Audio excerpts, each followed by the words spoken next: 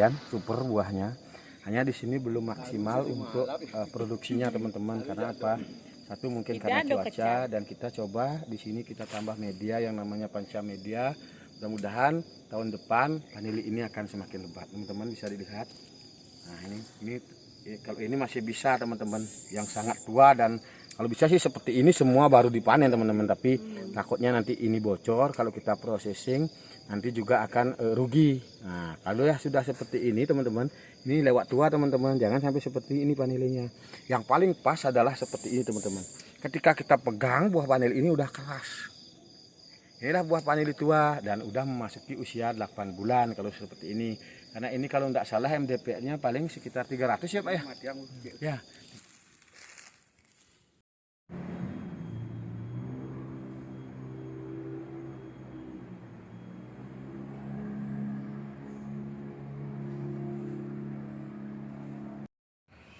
Udah kan, ada panen.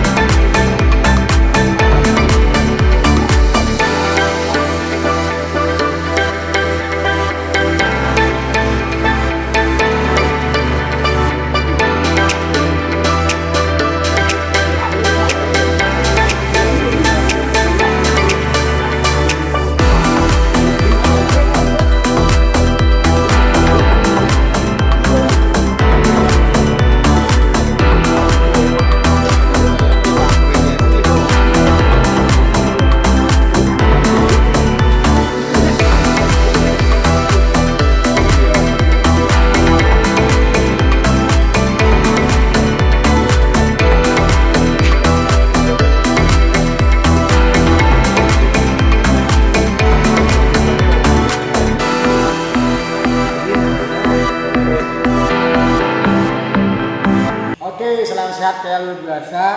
Hari ini kami di komunitas perkumpulan petani vanili seluruh Bali, kita berkolaborasi dengan para ahli dan belajar kita dari hulu sampai hilir. Hari ini saya bersama anggota perkumpulan petani vanili seluruh Bali yang dari Singaraja. Tentu di video-video saya sebelumnya kita udah berapa kali panen itu? 4 kali panen. Nah sahabat dimanapun berada, kami masih belajar berproses dari hulu sampai hilir. Dan kami siap menerima buah vanili, petani vanili yang ada di Bali, tentu yang tua. Nah hari ini teman-teman, ini ada anggota manen kurang lebih 200 kg teman-teman. Ini udah ada yang pecah. Nah ini kita seperti ini teman-teman. Nah kenapa kita harus panen vanili itu usianya juga tidak terlalu tua, agar buah nggak bocor ya Pak Bro ya?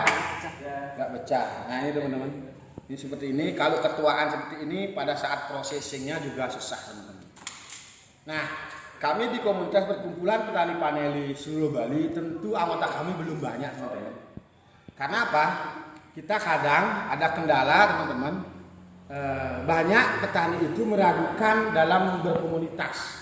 Karena mungkin tidak ada kepastian harga dan juga kontinuitas tidak ada. Tentu bukan dari komunitas itu, tapi dari komitmen sebenarnya petani itu mau nggak kita belajar bersama. Saya di sini masih proses belajar, mohon doa dan dukungan teman-teman yang khususnya ada di Bali. Ini teman-teman bisa lihat kita secara kontinu dari tahun ke tahun ya, walaupun tidak banyak. Tentu harga di sini kita melihat dari standar yang memang dilakukan oleh para pembeli paneli di Bali. Kita kalau bisa di anggota kita minimal 20% sampai 30% kita harga harus di atas mereka. Karena apa? Itulah bukti bahwa anggota-anggota kami itu berkomitmen untuk menjaga mutu dan belajar berproses. Tentu dalam proses ini pasti ada kekeliruan dan kesalahan, kita terus benahi, kita koreksi diri.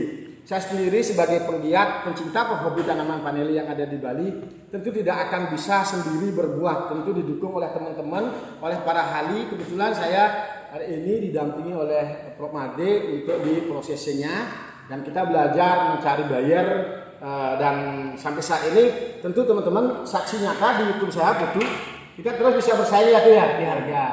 Nah, karena kita menjaga daripada ketuaan pohon buah panel kita yang seperti ini teman-teman. Nah, tentu di saat sekarang teman-teman saya bisa sampaikan, mungkin produksi paneli di Indonesia ini sudah akan semakin banyak. Tentu pasar itu kan kalau misalnya buah banyak, produksi banyak, harga akan turun. Nah, ketika dalam berkomunitas ini kita mungkin seimbang harganya teman. Harga naik pun tidak akan terlalu tinggi, harga turun pun tidak akan terlalu turun, untuk menjaga kontinuitas kita, untuk menjaga keberlangsungan usaha kita sebagai petani. Karena di sini kita juga bagaimana ke depan di komunitas ini akan memberikan semacam bonus nanti kepada anggota.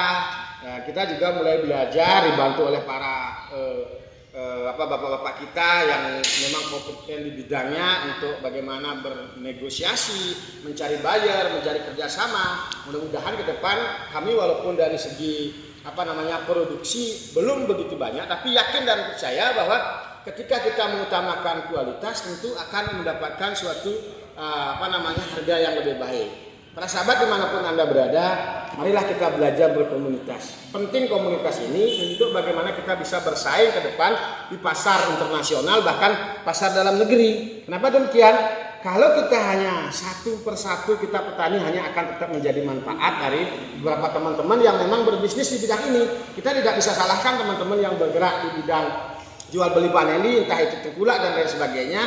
Kenapa demikian mereka bisa lakukan dan mereka dapat untung lebih banyak? Karena mereka tahu hilirisasinya, sedangkan kita nggak membangun itu. Nah, mungkin itu untuk saat ini kita terus belajar. Mari teman-teman, saya sendiri mulai belajar. Saya sendiri tidak ahli di bidang ini, dan saya juga bukan ahli paneli, tapi bagaimana belajar setiap hari. Karena keberhasilan kita tentu dengan belajar, para sahabat.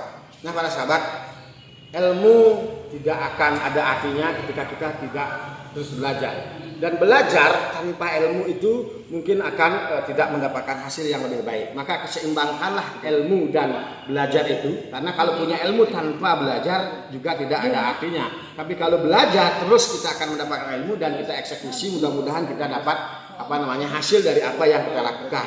Para sahabat dimanapun Anda berada, perkumpulan petani paneli seluruh Bali ini anggota kita belum banyak, karena yang kita ajak yang memang berkeinginan dari hati nuraninya, bukan kita paksa aja. Karena kalau memaksa teman mengajak dalam komunitas kami, tentu mereka para sahabat mungkin mereka tidak nyaman dan lain sebagainya. Nah, saya sendiri di sini beberapa ajak teman-teman, tentu dengan belajar meningkatkan kualitas kita akan mendapatkan apa yang menjadi impian kita.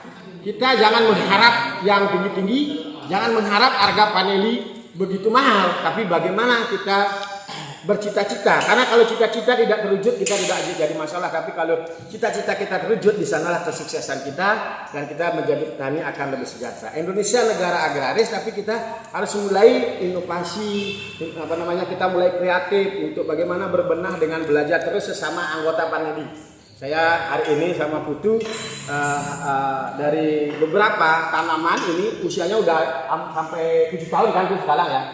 Nah, siapa bilang? Nah, teman-teman di sini saya sampaikan, ketika teman-teman tidak memiliki modal banyak, jangan mengikuti teman-teman yang ada konten di YouTube pakai greenhouse dan lain sebagainya secara konvensional saja. Di Indonesia kita bisa tanam paneli dengan HPP rendah. Tentu jarak harus diperhatikan teman-teman. Kalau umur paneli yang lebih panjang umurnya, itu dari pengalaman saya warawiri ke teman petani, itu jaraknya harus lebih panjang teman-teman, mungkin 2x2 meter. Karena apa? Itu akar paneli itu sangat begitu cepat panjangnya. Pertumbuhan antara akar paneli dan mungkin pucuk paneli tunasnya itu hampir sama dengan akarnya. Oke, cukup begitu dulu tutorial hari ini. Kami di komunitas belajar bagaimana kita berbagi, bagaimana kita bisa mengambil produk petani itu sendiri tapi masih volume kecil. Nah, teman-teman nanti bisa saja yang memiliki modal dan sebagainya kerjasama dengan kami, sharing santai. Yang punya dana mari kumpulkan dananya, yang punya orang mari kita sama-sama berkumpul. Tentu kita harus didukung dengan alat sehingga doa itu akan bisa kita dapatkan, sehingga kita pun seimbang antara doa sesuai kenyataan hidup ini dan doa karena kita orang berkepercayaan. Salam sehat kaya luar biasa, ketemu lagi di video Rinaya DSW. Terima kasih.